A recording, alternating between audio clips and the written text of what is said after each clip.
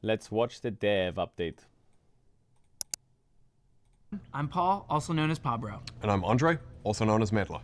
Today is May 4th. Dev updates have been amazing. They really have over the last few years. Big W. Big W to Pabro and Medler. May the 4th be with you, if you observe. I observe.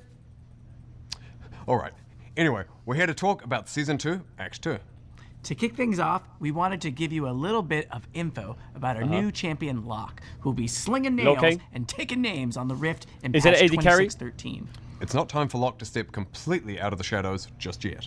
But let's just say that if you're a fan of assassins who offer high burst if you get your setup right, Locke might be your next main.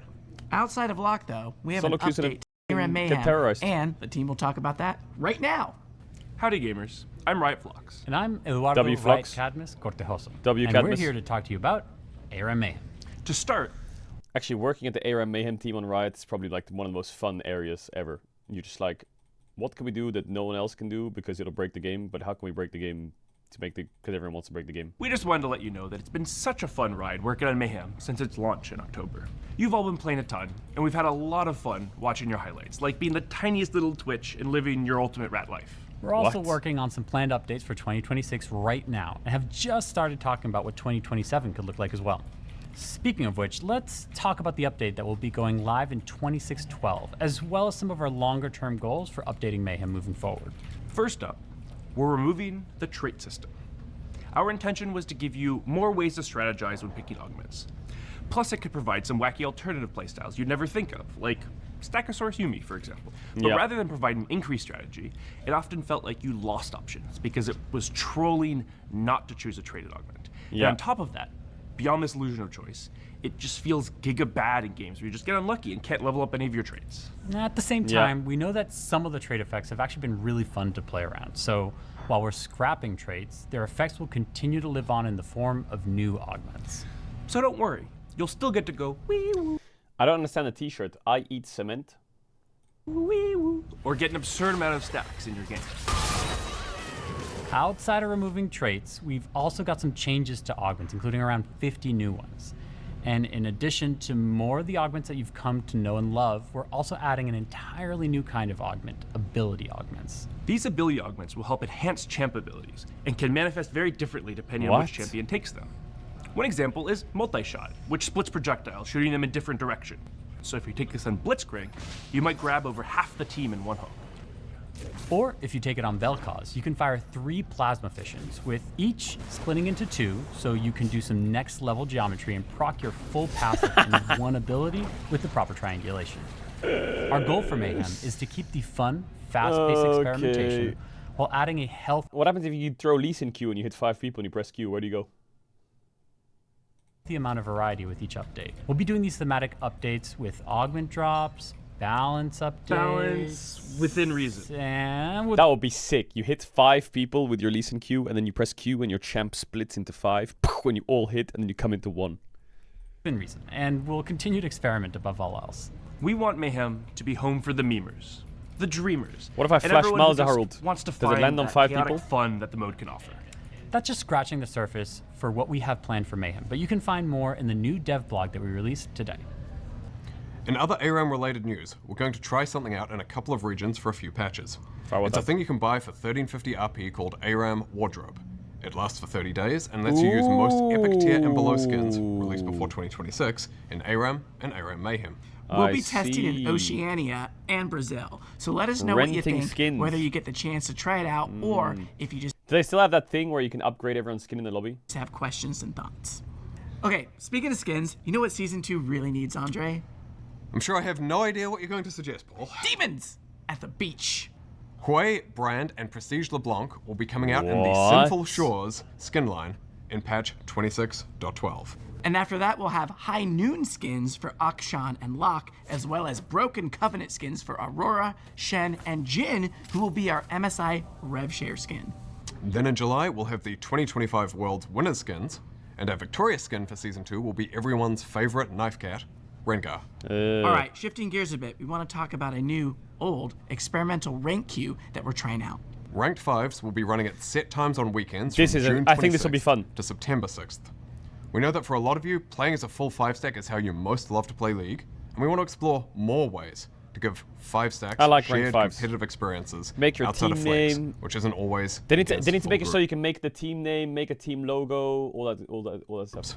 Although you'll need a full group to queue, you won't always have to use the same group every time, so you're free to play around which of your friends are online, rather than needing to pre-schedule with your squad. And if your group has a pretty wide range of ranks, don't worry. There won't be any restrictions on group ranks, so you'll be able to queue with any of your friends. Now, you might be wondering, why just set times on weekends? To get a really good ranked 5s experience, we need to match equal skill teams together. When we previously had ranked 5s as a queue that was on all the time, we didn't consistently have teams of similar skill queuing up at the same time. Kinda smart. That led to some pretty uneven sense. matches, which caused people to stop queuing up, further exacerbating the problem. Therefore, windowing helps us get both better matchmaking and better queue times. In addition to better matches, this allows you to find games faster, with more people playing at the set time. We're still experimenting Are they removing Clash? with the queue, and we'll see how it performs, and of course, keep an eye on your feedback as we go. You can learn more about it in a dev blog that's out now, so be sure to check it out. Next, we want to talk a little bit about some additional improvements we're making around game. We've been doing work over the past few months on penalties for disruptive and harmful communication, and starting this act, you'll be able to directly report abusive communications in your DMs. We're also working on a new system that will make it easier to track what honor-related systems you do and don't have access to, like honor rewards for the Battle Pass, chat restrictions, or queue restrictions. We'll be tying this into some upcoming future features as well. And finally, before we go, we wanted to talk a little bit about MSI. MSI will take place in Daejeon, South Korea at the Daejeon Convention Center 2 from June 28th through July 12th. It'll be broken down into 2 stages, play-ins from June 28th to July 1st, and brackets from July 3rd through 6th and July 8th through 12th, with the finals taking place on July 12th. Play-ins will use a 4-team double elimination format, after which the top team in each group will qualify for brackets. The 7 teams that skip play-ins are the first seed from each region, as well as BLG, who of course won first stand in Brazil earlier this year. If you're attending in person, keep an eye out for some of the dev team who will be attending the Fan Festa. Be sure to come on over and say hey. You'll be there, right, Paul? I sure will, Andre. So if you see me, don't be shy. Come on up and say hi. Love the rhyme. Thank you. Hey! We'll also be doing pick'ems and crystal ball for MSI this year. So start thinking about your picks before they open on June 17th. And be sure to tune into finals, where we'll have a sneak peek at some of what we have coming for season 3. All right, that's it for us today. Be sure to check out the dev blogs. Send That us was some quite a live short fan art one. when he's out, and we'll see you on the Rift or causing some chaos and mayhem. Bye. Thank you all. That was quite a short one. That was quite a short one. LCS Spring 2026 records the lowest viewership for North American LoL ever. Peak viewership, average viewership down from LTA Spring 2025, whereas airtime is also up, so not quite the rebound Riot is hoping for. What worries me is that this year's broadcast is actually really good. LCS has tried hard to promote personalities in the league. I'm not sure if there's any real solution besides league becomes more popular in NA or a team makes miracle runs. Yeah, I mean,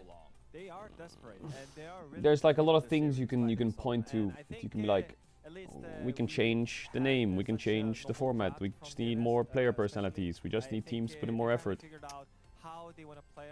I think people just are too old or don't care anymore, bro. I just think people have moved on, and there's nothing really that like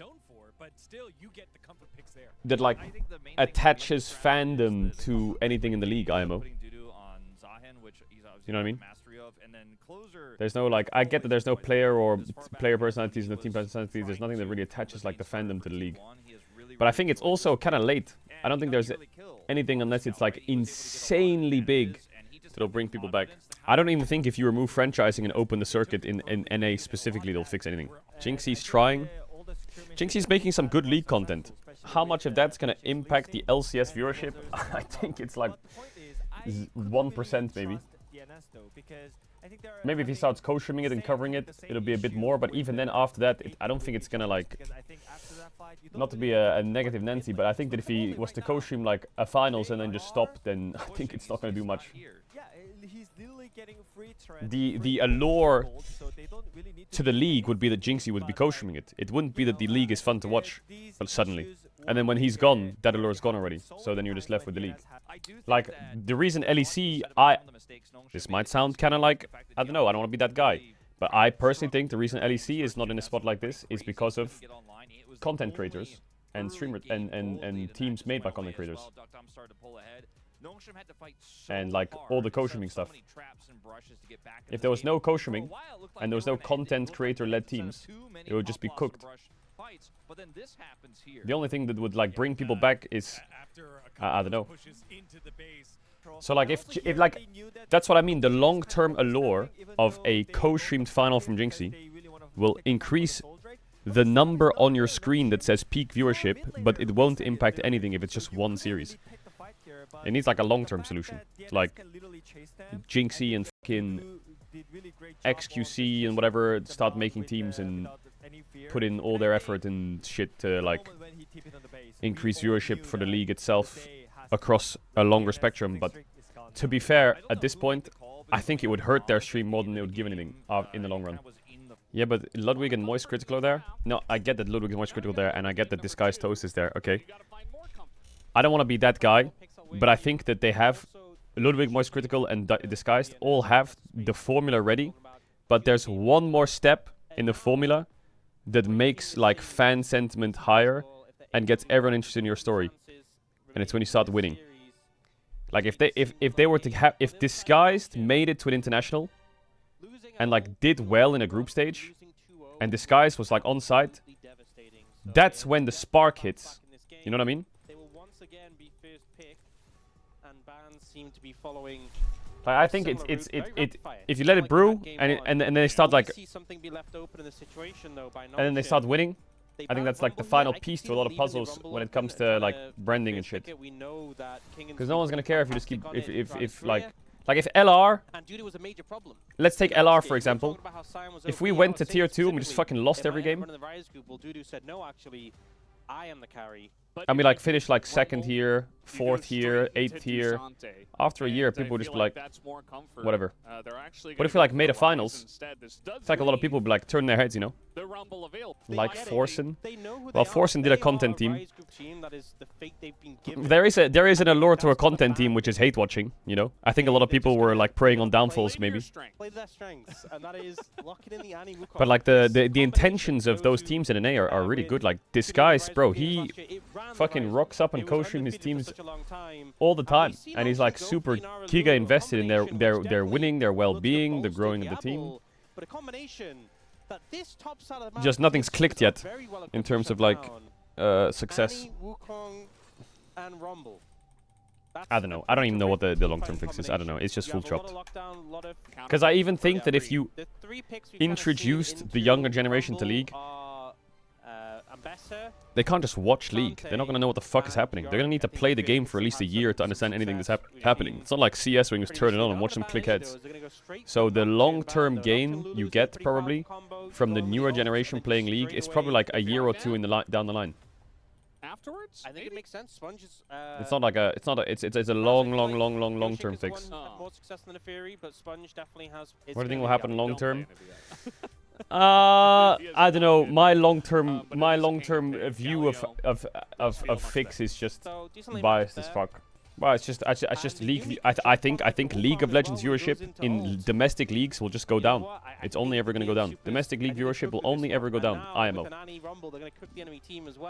only way League viewership recovers is if it's just an overall one product, not one product, one like I don't know how to say it.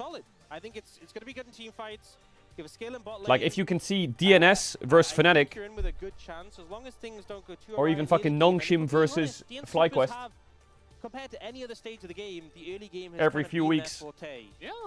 And it just becomes like one, you know, like everyone plays in boot camps in their regions and they like come together, you know. But obviously that's a delusional take because franchising exists, right?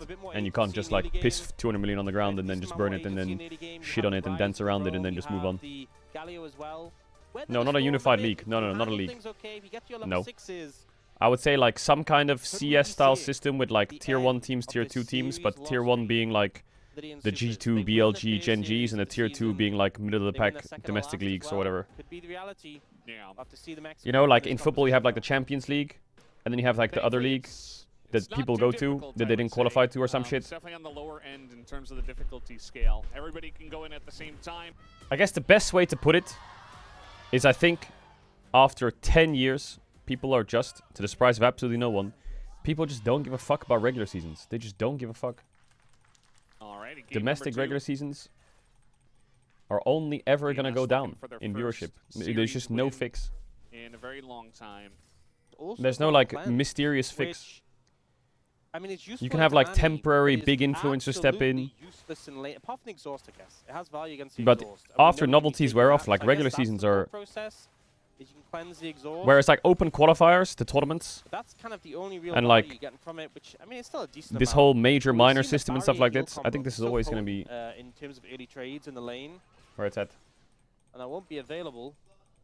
I don't even think promotion relegation is going to be that big of a deal. It'll be nice, but Rumble, it does feel like